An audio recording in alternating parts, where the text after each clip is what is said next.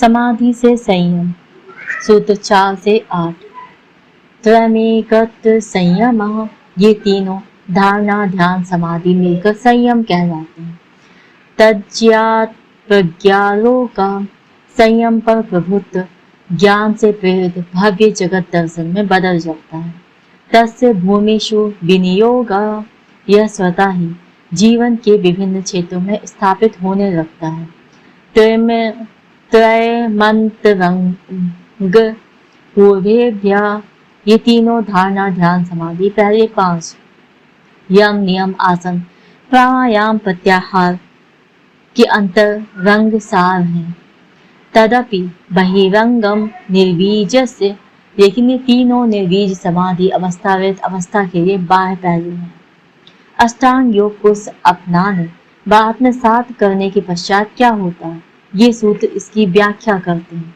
ऐसा मनुष्य जो अब योगी बन गया है, यह जान लेता है कि जीवन या संसार के 2 पक्ष होते हैं, बाहरी और भीतरी, और यद्यपि अष्टांग योग इस दृष्टिकोण से अखंड है कि इसके किसी एक अंग को बाकी 7 अंगों से अलग नहीं किया जा सकता, लेकिन इसके भी बाहरी और भीतरी 2 पक्ष हैं।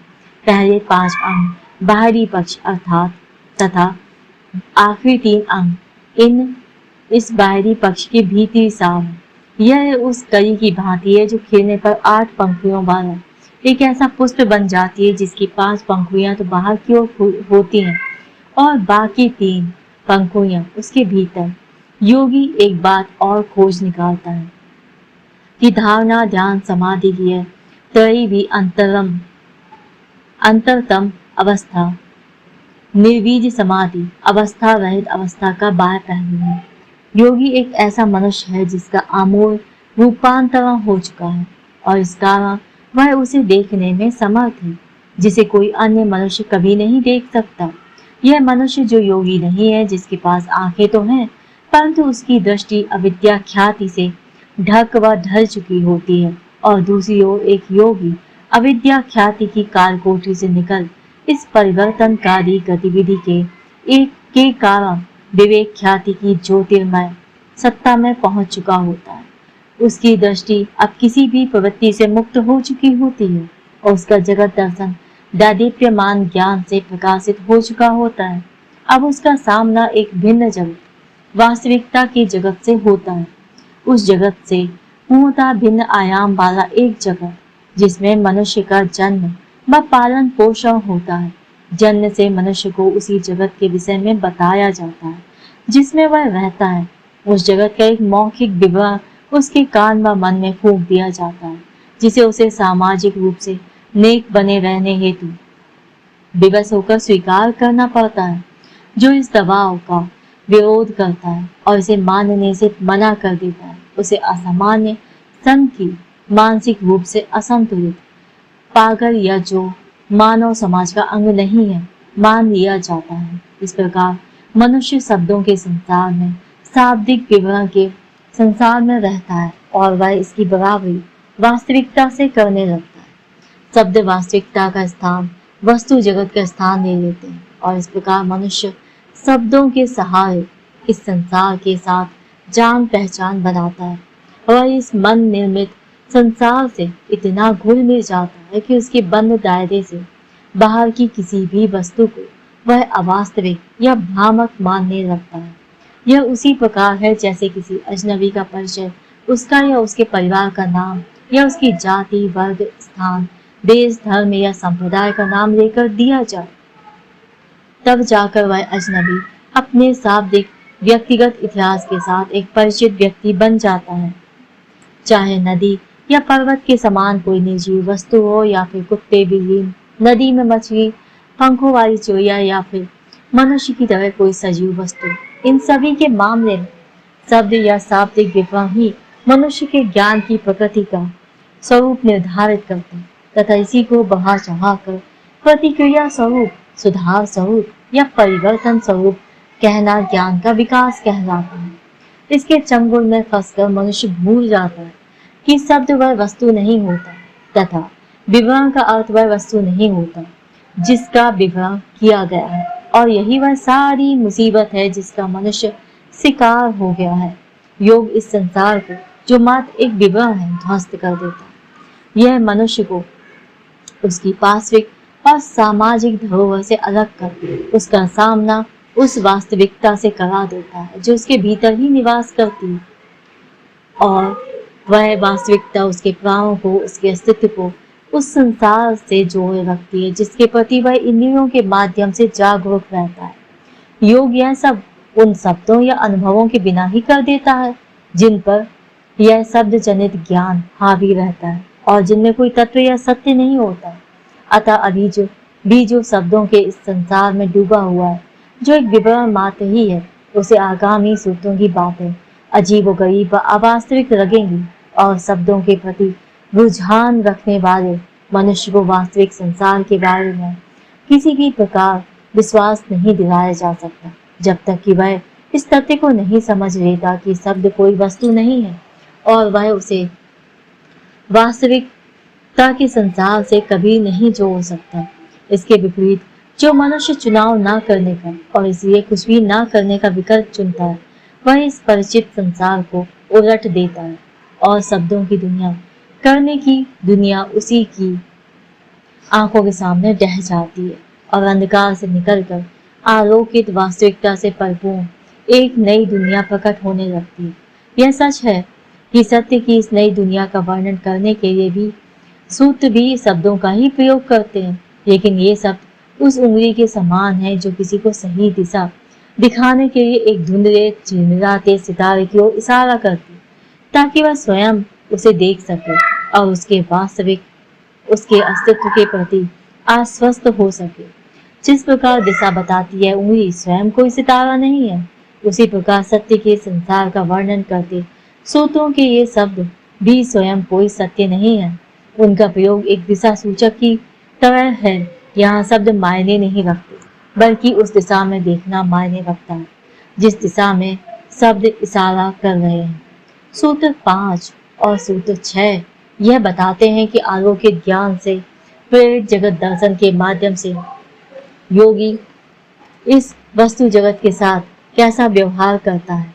संयम की आंखों से इस संसार को देखने के पर यह ज्ञान हमारे अंतरतम की गहराई से प्रकट होता है। सूत्र 4 इन नई आंखों के खुलने पर ही योगी को यह दिखाई देता है कि उसका शरीर, उसका मनोदैहिक तंत्र एक ऐसी वस्तु है जिसका बाह्य संचालन मानो यम नियम, आसन, प्राणायाम एवं प्रत्याहार के प्रभाव में, और जीवन के ये 5 बाह्य पहलू मानो भीतर से धारणा, ध्यान एवं समाधि की तरह सी प्रकाश पाकर सक्रिय होते हैं। इसी तरह की आंखों से वह संसार को देखता है जिसे संयम कहते हैं। अष्टांग योग योगी के संपूर्ण मनोदैहिक तंत्र का रूपांतरण कर देता है, जो अब एक संगठित इकाई के रूप में कार्य करता है। पहले की तरह अलग अलग नहीं, धारणा, ध्यान एवं समाधि की तरह संयम उसकी आंखों से चमक बिखेरती है और उसका तंत्र आलोकित ज्ञान, प्रज्ञा, सूत्र 5 से जनित एक नए जगत दर्शन के अनुसार कार्य करता है। योगी के जो अब दिखाई देता है और उसे जो ज्ञान होता है, उसका वर्णन आगे के सूत्रों में किया गया है। सूत्र 9 से 13 व्युत्थान निरोध संस्कार योर्भिभवो प्रादुर्भावो निरोध चित्तान्वयो निरोध परिणामः। क्रिया एवं अक्रिया के प्रभावों के मध्य झूलता मन जब स्थिरता को प्राप्त होता है, तब एक रूपांतरण घटित होता है जिसे निरोध परिणाम कहते हैं। यह ऐसा रूपांतरण है जो एक स्थिर अवस्था के साथ जुड़ जाने से होता है। तस्य प्रशांत वाहिता संस्कारात् निरोध गतिहीनता के सतत प्रभाव से यह रूपांतरण शांति का संचार करता है। सर्वार्थ तैकाग्रतयो क्षयोदयो चित्तस्य समाधि परिणामः। सभी प्रकार की वस्तुओं के साथ जोड़ होने से उत्पन्न मन के भटकाव का अंत होने से तथा सबको समाहित करती एकाग्रता में उसके जागृत होने से एक और रूपांतरण घटित होता है जिसे समाधि परिणाम कहते हैं। ततः पुनः शांतोदितौ तुल्य प्रत्ययो चित्तस्य एकाग्रता परिणामः। शांति के संचार तथा सर्व समावेशी युक्त एकाग्रता के उदय में संतुलन आ जाने पर मन का पुनः एक और रूपांतरण घटित होता है, जिसे एकाग्रता परिणाम कहते हैं। एतेन भूतेन्द्रियेषु धर्म रक्षावस्था परिणाम व्याख्याताः। इसी प्रकार शरीर व इंद्रियों के तीन रूपांतरों धर्म रक्षण तथा अवस्था की व्याख्या मन के तीन रूपांतरों के आगामी विवरण में की गई है। यह बात पहले ही बता दी गई है कि इन सूत्रों में उन रूपांतरणों का वर्णन है जो भीतर एवं बाहर की दुनिया के प्रति संयम धारण करने से उत्पन्न होते हैं। सूत्र 4, 5, 6। सबसे पहले योगी को यह ज्ञात होता है कि अष्टांग योग के पहले 5 अंग उसके अस्तित्व और जीवन के बाह्य रूप का निर्माण करते हैं तथा अंतिम तीन उसके आंतरिक रूप का। साथ ही यह भी ज्ञात होता है कि 3 आंतरिक रूप उसके अंतरतम में स्थित अवस्था रहित अवस्था निर्वीज समाधि के बाह्य रूप है। इस प्रकार अपने अस्तित्व की प्रकृति व उसके स्वरूप का ज्ञान हो जाने के पश्चात अब योगी अपने चारों ओर के संसार पर नजर डालता है और पाता है कि संयम की आंखों से जब वह किसी भी वस्तु पर नजर डालता है, सूत्र 4, तब उसमें एक के बाद एक 3 रूपांतरण घटित होते हैं। सूत्र 9 पहले रूपांतरण का वर्णन करता है। इस रूपांतरण की महत्ता समझने के लिए मनुष्य को याद करना पड़ेगा कि समाधि की अवस्था में पहुंचने पर सूत्र 3 उसे यह मालूम पड़ जाता है कि जिसे वह अपना स्वरूप कहता है वह असल में एक गुण रहित अस्तित्व है। वह शून्य के समान है जिसका कोई परिमाणात्मक महत्व नहीं होता। जगत दर्शन का कोई परिमाणात्मक पहलू न रहने पर संयम से उत्पन्न उसकी नई आंखों को अब इन 3 गुणों की पारस्पर क्रिया ही दिखाई देती है, जिनसे मनुष्य का ही नहीं अपितु संपूर्ण सजीव व निर्जीव वस्तु जगत का निर्माण होता है। जहां तक उसकी नजर जाती हर चीज में अब उसे ये 3 गुण ही अपनी पारस्परिक क्रिया दिखाते नजर आते हैं। उसे दिखाई देता है कि सक्रिय वर्तमान में हर वस्तु अतीत का ही परिणाम है और पल प्रतिपल वह बदलती रहती है। वस्तु या वस्तु जगत पर नजर डालना मन में अत्यंत हलचल व्युत्थान पैदा कर देता है। उसे दिखाई देता है कि मन तो अतीत का परिणाम है और यह बीते अनुभवों की छापों से बना है। ये छापें संस्कार 2 तरह की होती हैं, क्रिया की छापें जिनसे वृत्तियां उभरती हैं तथा अक्रिया या स्थिरता निरोध की छापें। और अब जब योगी किसी भी वस्तु पर नजर डालता है तो उसे ज्ञात होता है कि उसका मन 2 छोरों के मध्य झूलता है, एक छोर क्रिया का और दूसरा अक्रिया या अस्थिरता का स्थिरता का। इस दोलन को देखकर स्वाभाविक रूप से वह स्थिरता अर्थात निरोध वाले छोर की ओर झुक जाता है और जब बार बार वह ऐसा करता है तब इस पुनरावृत्ति के बल से ही मन का एक शांत प्रवाह बन जाता है जो अतिक्रिया अर्थात व्युत्थान का निषेध। सूत्र 10 यह प्रथम रूपांतरण है जिसे निरोध परिणाम कहते हैं। सूत्र 11 दूसरे रूपांतरण का वर्णन करता है। अब योगी प्रथम रूपांतरण निरोध परिणाम से उत्पन्न मन के शांत प्रवाह के साथ रहता है। इस प्रकार रहते हुए जब वह संसार पर निगाह डालता है तब उसे एक अन्य रूपांतरण घटता दिखाई देता है। प्रथम रूपांतरण ने वृत्ति सारूप्यता के कारण मन के लगातार इधर उधर की वस्तुओं के पीछे भागने की प्रवृत्ति का निषेध कर दिया था। इस प्रवृत्ति के चलते यह वस्तु जगत खंडों में बटा हुआ था जिसमें हर खंड दूसरे से भिन्न था। इस प्रवृत्ति का अंत होने पर संपूर्ण वस्तु जगत उसकी सभी वस्तुएं सर्वार्थ एक बिंदु पर केंद्रित हो जाते हैं। यह बिंदु एक केंद्र के रूप में कार्य करता है जहां से यह संसार और उसकी वस्तुएं एक निगाह में पूर्ण अखंड नजर आते हैं। यही वह केंद्र है जो प्रथम रूपांतरण के परिणाम स्वरूप अस्तित्व में आता है। सूत्र 9 और 10 और जब योगी संसार पर नजर डालता है तब उसे ज्ञात होता है कि उसका मन अब दूसरे प्रकार के ध्रुवों के बीच झूल रहा है। एक छोर पर तो भिन्न भिन्न वस्तुओं का ध्रुव और दूसरे छोर पर वस्तु जगत की पूर्णता को समेटे एकाग्रता का ध्रुव। इस दोलन को देखने पर योगी की सर्वार्थता संपूर्ण वस्तु जगत समाप्त होकर दृष्टि से ओझल होती हुई तथा सबको समाहित करने वाली एकाग्रता संपूर्ण दृष्टि क्षेत्र को भरती हुई नजर आती है। उसका एकाग्रता की ओर झुकाव हो जाता है और इससे दूसरा रूपांतर समाधि परिणाम घटित होता है। सूत्र 13-12 में तीसरे रूपांतरों का वर्णन है। जब योगी सबको समाहित करती एकाग्रता की ओर लगातार उन्मुख रहता है, तब उसे यह ज्ञात होता है कि एक ओर तो शांति का अनुभव और दूसरी ओर से उत्पन्न क्रिया का अनुभव दोनों आपस में साम्यावस्था में आ जाते हैं। वे आंतरिक शांति को संसार पर निगाह डालने से आरंभ हुई क्रिया के साथ संतुलित कर देते हैं। यह ऐसा है मानो योगी की हर क्रिया में मनोदैहिक तंत्र का आंतरिक पर्यावरण बाह्य संसार के वातावरणीय पर्यावरण के साथ एक गतिशील संतुलन में आ गया है।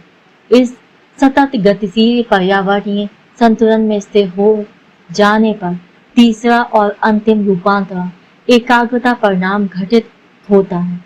सूत्र 13 कहता है कि तीनों रूपांतरण योगी के शरीर भूत व इंद्रियों में भी तत्संबंधी रूपांतरण ले आते हैं। पहला रूपांतरण सूत्र 9 तो उस पदार्थ को ही रूपांतरित कर देता है जिससे प्रकृति शरीर व इंद्रियों का निर्माण करती है। इसे धर्म परिणाम कहते हैं।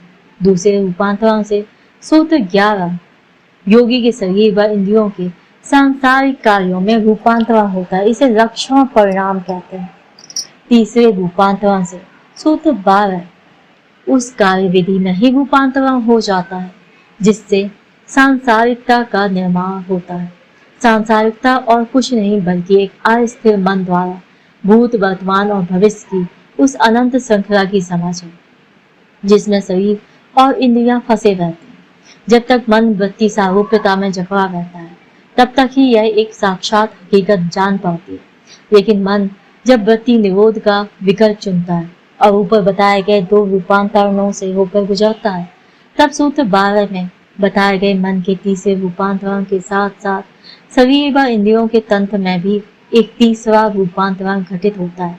इसे अवस्था परिणाम कहते हैं, अर्थात वह रूपांतरण जो एक ओर तो शरीर इंद्रिय तंत्र की अवस्थाओं में होता है और दूसरी ओर इस वस्तु जगत में। इस रूपांतरण के पश्चात जब योगी काल जगत को उसकी संपूर्णता में देखता है तो उसके काल चक्र में एक मूलभूत रूपांतरण होता है और वह योगी की काल रहित दृष्टि में समा जाता है। योगी की काल रहित दृष्टि में काल चक्र तब समाता है जब काल चक्र की संपूर्ण कार्य विधि का रहस्य उसे प्रकट हो जाता है, अर्थात कैसे यह उत्पन्न होता है और कैसे यह काल रहितता में जाकर समाप्त हो जाता है। यहाँ इस बात पर ध्यान दिया जाना चाहिए कि योग दर्शन के अनुसार मनुष्य का जगत दर्शन मन एवं शरीर इंद्रिय तंत्र की उस क्रियाशीलता व्युत्थान का परिणाम है जिससे वृत्ति सारूप्य का जन्म होता है। और जब वृत्ति सारूप्यता समाप्त हो जाती है और वृत्ति निरोध उसका स्थान ले लेता है तब मनुष्य अष्टांग योग के विकल्प को चुनता है और तब वह प्रकृति द्वारा निर्मित मनुष्य नहीं बन जाता बल्कि एक वास्तविक मनुष्य अर्थात योगी बन जाता है। यही वह योगी है जो सूत्र 9, 11 और 12 में बताए गए मन के 3 रूपांतरणों का साक्षी बनता है। वह यह भी देखता है कि इनमें से प्रत्येक रूपांतरण उसके शरीर इंद्रिय तंत्र में वही तत्संबंधी रूपांतरण ले आता है जिसका वर्णन सूत्र 13 में किया गया है। यही वे रूपांतरण हैं जो काल चक्र से प्रभावित पुराने जगत दर्शन को समूल परिवर्तित कर प्रखर ज्ञान से आलोकित एक काल रहित जगत दर्शन सूत्र 5 को अस्तित्व में ले आते हैं। मन तथा शरीर इंद्रिय तंत्र का समूल रूपांतरण होने पर अब एक नया काल रहित जगत दर्शन अस्तित्व में आ जाता है क्योंकि मनुष्य का जगत दर्शन उसके मनोदैहिक तंत्र की अवस्थाओं पर निर्भर करता है। आगे आने वाले सूत्रों में इस बात का अद्भुत विवरण दिया गया है कि जब आलोकित ज्ञान से प्रेरित एक योगी का नया दर्शन संयम सूत्र 4 से उत्पन्न उसकी क्रिया द्वारा संसार में क्रियाशील होता है तब क्या होता है। Thank you very much for listening.